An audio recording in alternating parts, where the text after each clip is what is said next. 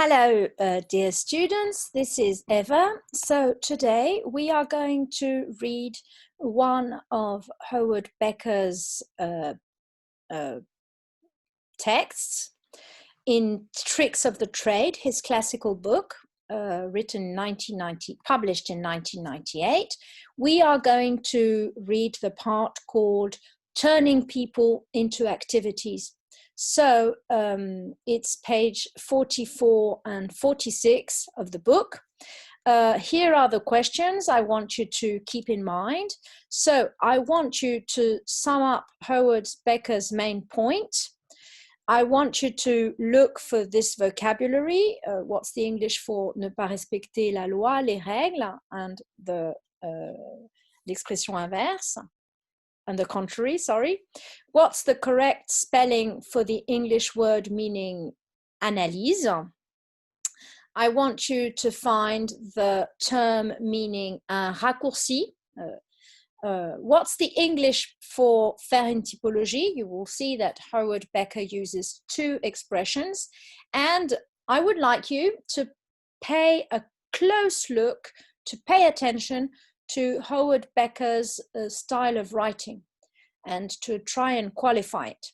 Then I would also like you to write down any new vocabulary you will find, okay? Okay, so I'm going to do my best to read the text and to explain whatever needs explanations. So, this trick offers a replacement for the habit social sciences have of making typologies of people. A classic example is the division sociologists habitually make between deviants and non-deviants, between people who conform to existing social rules and those who break them. What's wrong with that? And what's the alternative? Okay, so I'm going to give you a couple of minutes to read through this text again, this paragraph on your own, and maybe answer some of the questions I've been asking at the beginning.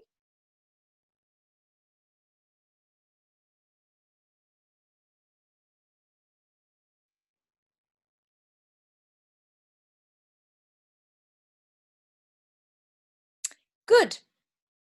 So, what's wrong is that such an analysis makes the basic unit of the analysis a kind of person treated analytically, as though that's what he or she is, that's all he or she is, as though what such people do or are likely to do makes sense, has been explained causally by the kind of person they are. Okay, this is a very long sentence.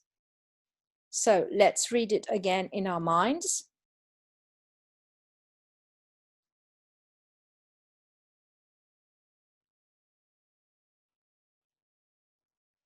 So what's wrong is that such an analysis makes the basic unit of the analysis a kind of person treated analytically, as though that's what he or she is.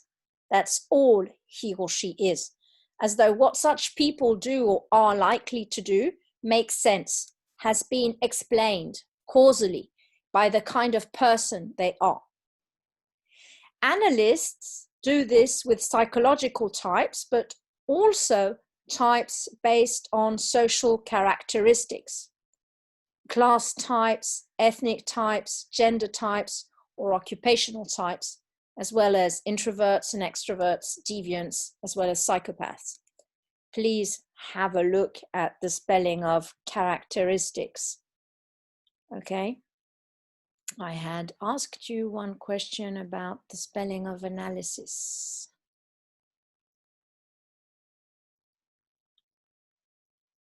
Okay. So, this is a mistake to start with because it's easily observed that no one ever acts completely in character, just like their type. Everyone's activity is always more various and unexpected than that. I'm not making an argument here about how human freedom will burst through the shackles of sociological theorizing, just a simple empirical observation. Types that don't actually predict what they're supposed to aren't much use. Okay, I'll give you a couple of minutes to read through on your own.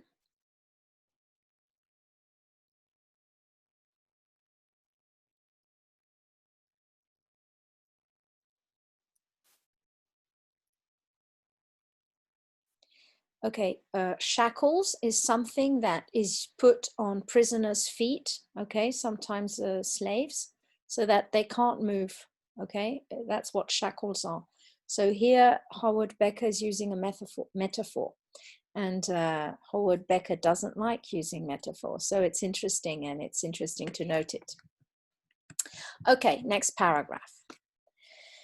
The conventional answer to that objection is that if you insist that using these constructed types must enable the analyst to predict people's behavior, with a very small margin of error, you are being anti-science. American people say anti. Why? Because insisting on such perfection rules out of the realistic and attainable scientific goal of modest predictive success. I won't plead guilty to that charge of being anti-science, since there is a simple and easily available solution, which consists of substituting types of activity for types of people. The theoretical rationale for the substitution is that to talk about types of people makes the strong and empirically unfounded assumption that people act consistently in ways determined by their makeup as people, whether that's psychological or sociological. The alternate assumption, more seemingly for a sociologist to make and more likely to be empirically correct, is that taking everything into consideration, whatever seems good to them at the time, and that, since situations change, there's no reason to expect that they'll act in consistent ways. Okay, you can take some time to read this paragraph on your own.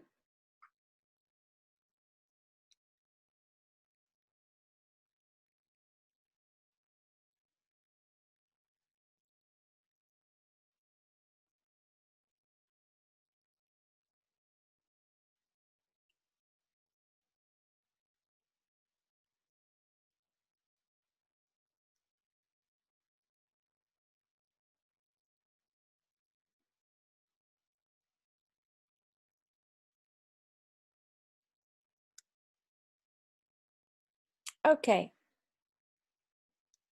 Dietrich Reitzes, Lohmann and Reitzes, demonstrated this by giving a questionnaire that measured racial attitudes to white members of an interracial labor union who lived in a racially segregated neighborhood. When they answered the questions at work, they were as racially tolerant as their union membership suggested. When they answered it at home, they were as racially bigoted as their neighbors. If you try to think of them as people who act like bigots sometimes and other times like racial liberals, you still have to explain the difference in their behavior. But you don't have a major problem of understanding how a person's basic nature, expressed in the type, could change so quickly. Turning a kind of person into a kind of activity makes the problem much more tractable. Read through again.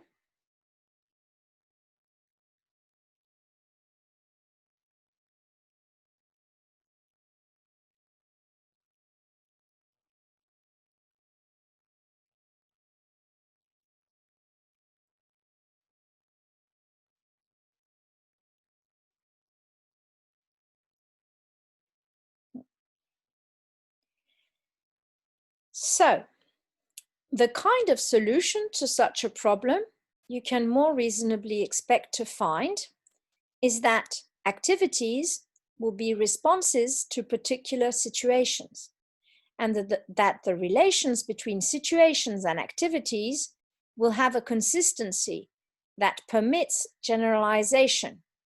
So you can say something like this: people who are in a situation of kind X, with these kinds of pressures and these possibilities of action to choose from, will do this. Or you might be able to say that a certain sequence of situations constitutes a pathway likely to be followed by people who have done the thing you're interested in. Driscoll's analysis of men who have had sex change operations is an example of that. So read through.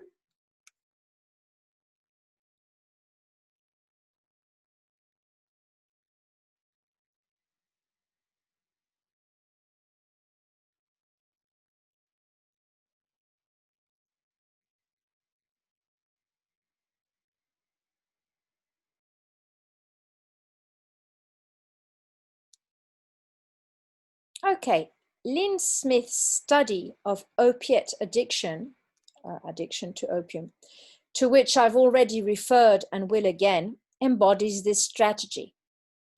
He didn't suppose there were types of people who became addicts. Rather, he guessed that there was an addictive kind of behavior that, under the right circumstances, people would engage in. He studied addictive behavior, not addicts. In the same way, in my own research, I spoke of marijuana use as a kind of activity, not marijuana users as a kind of people. So yes, I pronounce marijuana in the Spanish way. I think that Americans say marijuana or something. Yeah. So yes, I speak Spanish as well, so I pronounce it in the Spanish way. Okay, sorry. Take some time to read this, because indeed, Howard Becker refers to Lynn Smith a lot. He's a great fan of his work. And this is a key passage here.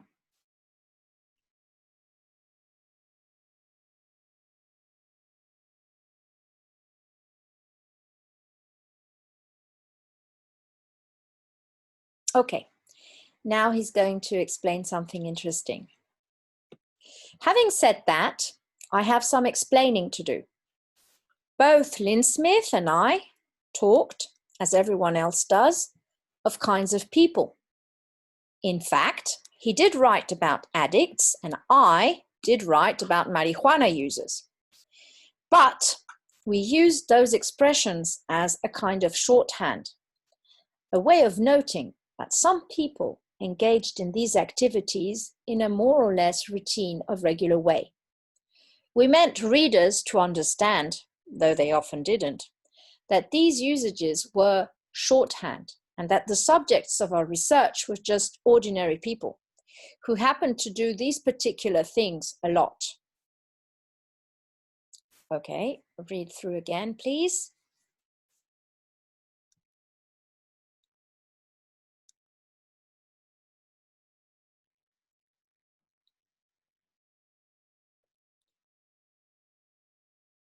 Okay, you might have found an interesting word here to write down in the vocabulary. Okay, another question I have asked will be, the answer to another question I have asked at the beginning will be here. Remember, I asked you to find the correct spelling of the word analyse. So, our analyses recognized that engaging in a particular act created conditions that affected whether and how you did it again. Doing X might lead to a reaction by other people that would make it more likely that you would continue doing X. Doing X might lead to some physical result, as drinking a lot might injure your liver. that would then affect what you did or could do in the future. Most important, doing X might set in motion a variety of processes that will make it more likely that you would continue to do X again and again. Okay, if you go back to the beginning of the text, you'll see that analysis is not spelt like this. Okay, have a look at it. Okay, here you go. Where is it? Here. Okay, I asked you to find the correct spelling. In fact, this is the word, the singular version of the word, analysis. And analyses is the plural here, okay? So several analysis is analyses. The same thing is true for hypothesis and hypotheses, okay? So you have to write this down somewhere and pay attention when you write, and pay attention when you read and when you pronounce it as well. Hypothesis, hypotheses, analysis, analyses. Okay, thank you. Read this paragraph again, please. Okay, I like engaging in a particular act.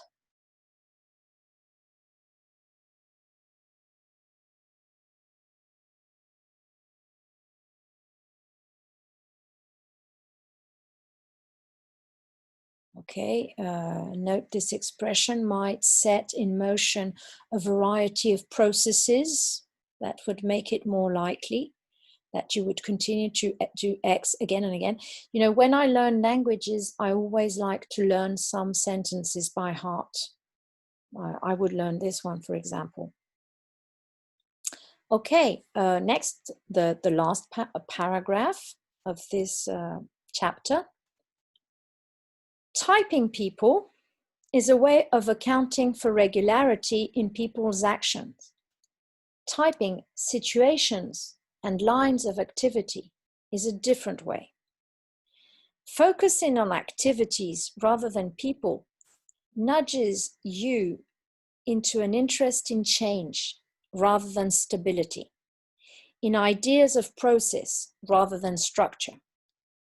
You see change as the normal condition of social life, so that the scientific problem becomes not accounting for change or the lack of it, but accounting for the direction it takes, regarding as a special case the situation in which things actually stay the same for a while.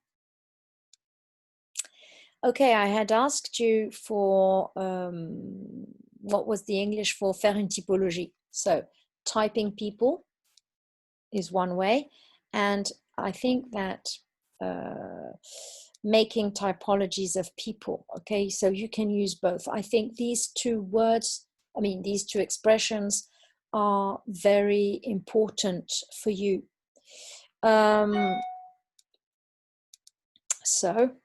Let's read the conclusion again. Okay, I'll give you a few minutes.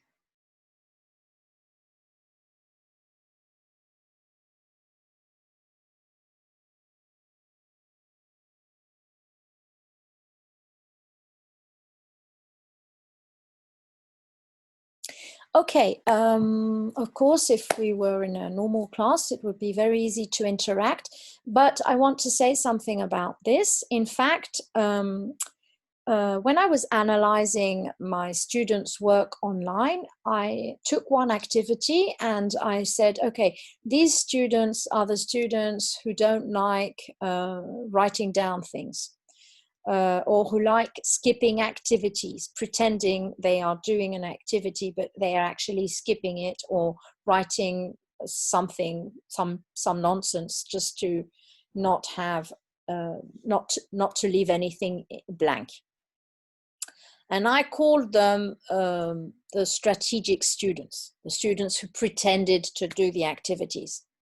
But actually, I noticed that this was not true, because in some other activities, they were not strategic.